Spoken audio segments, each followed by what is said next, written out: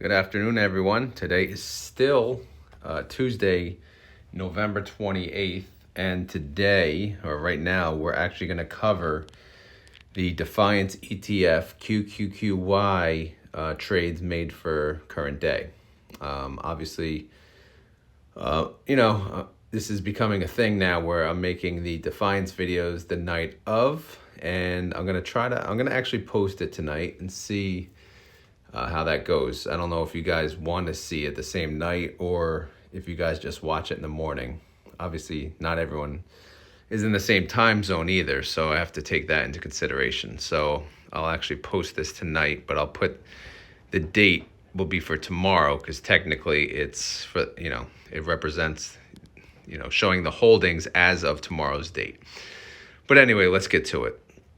So the 11/27 expiration date, we covered that. I did not gray it out, so let's gray it out now, right? Why not do it during the video? That's what we do, right? We make changes, we make updates during live videos. And looks like the same color. Yeah, good enough. All right. So anyway, we're covering the 11/28 expiration. They had a strike price of 16,000 even. Our break even was 15,940.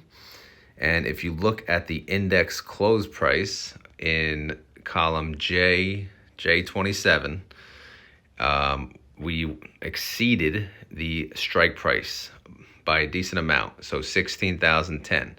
So since we went above the strike price, that means we're at now 100% profit. So the index went up 0.3% from yesterday, and guess what? QQQY went up 0.49%. So obviously, it took a portion of the gains up to 16,000, and then obviously there was a gain from premium income. So looking across, the 11/28 was all income. The buy to close is zero. So they made the full $719,850, which again put them at the $9.9 million mark. Now I kind of shrunk this sheet because I moved the black line up. If you look, the declaration date is 11/30. Tomorrow is 11/29. Last time they declared the night before declaration date. So whatever happens tomorrow, that's it. That's going to be, to me, I think, that's going to be it for the month. And whatever happens, happens, and that's our number. So anyway, what did they do for tomorrow? They have two different, trades. 119 contracts with a 16,040 strike price, and 3 contracts at a 16,000. Same price, same strike price, 16,040. The 119, they got a better premium, $57 per share, and the 3 contracts only $55.53 per share. So the break even point on both of these, it's around 15,983. So if let's just say if we close the NASDAQ above 16,040, which is the strike, then our total profit, including intrinsic and extrinsic, would be 10.6 million. So we can close it out, with that number, which is pretty damn good. Who knows what's going to happen though? So again, let's keep that assumption. Outstanding shares increased again. So now we're at 10,250,000 outstanding shares. So taking that into consideration with the 10.6 million, we are looking at a distribution of $1.03. That's with 100% payout of intrinsic and extrinsic value. Keep in mind, we're expecting to be paid the extrinsic income. But again, going with the all income ratio, that would be an annual yield of 67%. That's an average daily yield of 0.3%. Average daily income, 5 cents. And current wins versus losses, we're at 17 versus 5. We are killing it this month. And extrinsic income, 8.2 million. So most of that 10 is extrinsic income. And 100% payout for extrinsic is 80 cents but let's talk about that on the next tab here. So, zooming in again, so we have intrinsic income, we have extrinsic income, and then we have all income. So I did a little chart here. I updated the outstanding shares. Lowest distribution currently, this is if we end above the strike price. I'm showing that the lowest distribution would be 90% of the extrinsic, which is 72 cents, or a 47% annualized yield. And the highest distribution would be $1.04. And again, the highest is represented by 100% payout of all of the premium income, which is 67% annualized yield. QQQY again is at 1847. Here's the further breakdown of, that's the starting intrinsic, and then the extrinsic income, which doesn't change, and then the premium outgo, which, that represents losses. So basically this 23 cents that I have here, if you look, it's adding the premium outgo and the intrinsic income. Me, personally, I'm hoping they don't touch that. They leave that alone and they pay us the 80 cents.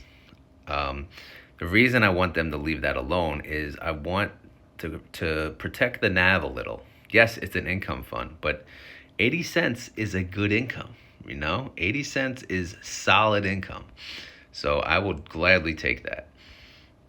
Again, price change since X date, 98 cents. So that's pretty good. So that would be, if we get paid 80 cents, it went up 98 cents since the prior X date.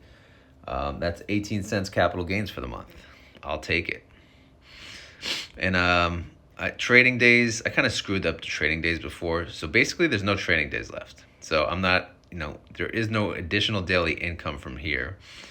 So, I updated this little fancy look here to show, okay, the expected amount now is 80 cents or 52% annualized yield. I believe my other prediction was 94 cents, which still could happen. Again, they could take some from the other premium income. Again, they got a lot of premium income. They got $1.04 worth. They could pay $1 just to say they paid $1, and that'll leave us 4 cents for the NAV. But me personally, I do not want that.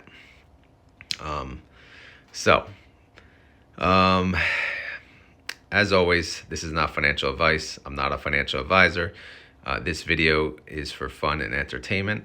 So this is pretty much it for the month. I'm going to update tomorrow's numbers, and then we're going to have a final prediction. Obviously, I made a prediction video for Monday, but that was just for fun. Now tomorrow's video will be the final prediction, which again is a guesstimate because we don't know what they're going to do, right? They can do anything they want, but we're assuming they're current and they're going to pay 90%. That's what we're assuming. So we'll see what happens. I just want to let you guys know I did update my jepy file. So to get you guys a little excited, we have the jepy file right here. It's all set, it's ready to go, and it's gonna start on 11:30. Well, 11:29, I have to start plugging in the numbers, but you get the gist. Then we'll have the payment tab too. So I'll have 2 tabs for each, 2 tabs for QQQY, 2 tabs for jepy. So it'll be, these funds are pretty easy to track. The yield max are a little more complicated, but I think I can manage the 4 with this crazy life. I'll do my best, okay? If you guys enjoyed this content, please click like. If you have any questions, concerns, or you want to make your own prediction, leave them in the comments. And that's it. Like I said, I'll post this tonight, but I assume people will still see it for the morning, the morning crew, I'll say. If not, then I don't know. Maybe I'll just post it in the mornings. But let me know if you guys do like to see this video at night, and maybe I'll try to make it a habit of doing it, once I put the baby to bed. But no promises. We'll see. Anyway, I'm out of here. Time for bed. Have a good one. Later.